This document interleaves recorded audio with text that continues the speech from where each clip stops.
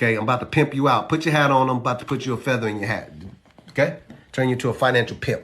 Calvin, I don't want to be a financial pimp. Well, you're just going to look really nice with a feather in your hat then. Okay? This is Bitcoin. Okay? It's 26,551. You see it right there? Great. And it's constantly moving, obviously. But let's go here to markets. Here's another reason why I use different exchanges. Binance is the #1 exchange in the world. How do I know that? Because it's listed right here as the #1 exchange for the #1 asset in the world, which is Bitcoin. Oh, well, that's one thing, but that doesn't say anything. Well, the other reason that I'm telling you that it is because if you look at the last 24 hours of trading volume for Bitcoin, which is about $14 billion, hundreds of thousands, hundreds of millions, 13.7 billion, that's basically $14 billion.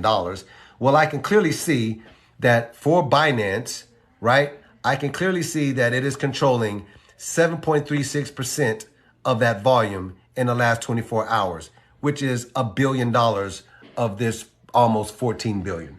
That's on the Binance exchange. Then I'm looking here at this because it's a different trading pair. Watch how this comes together.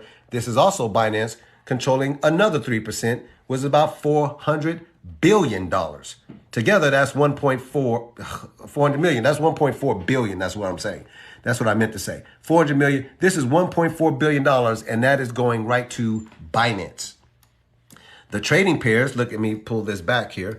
The trading pairs is Tether and FDUSD. Where you also see Binance down here again controlling some more down here with TUSD, right? Coinbase is down here. Now, why is that different? Well, they all have different trading pairs for these different exchanges. Look at the trading pairs. That's Tether. That's, you get the idea, right? All these different trading pairs. But more so, when you're talking about arbitrage, look at this. Here, if you're using Tether on Binance, you're getting Bitcoin at 26,550.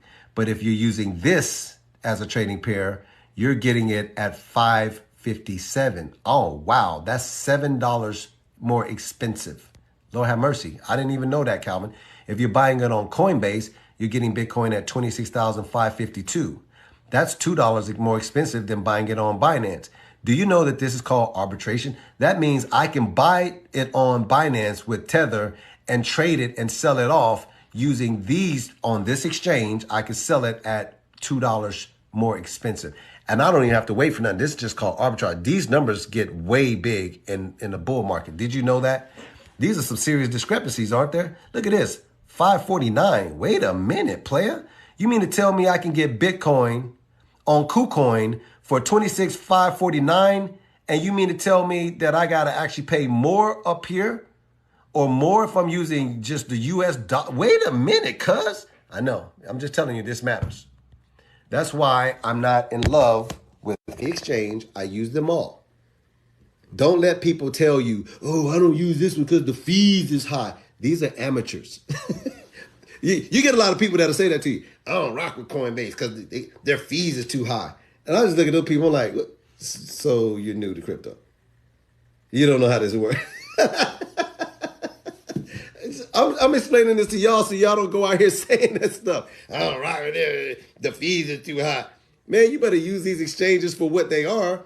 Exchange your fiat currency to a digital asset. Exchange your digital assets for other digital assets. Buy, sell, and trade.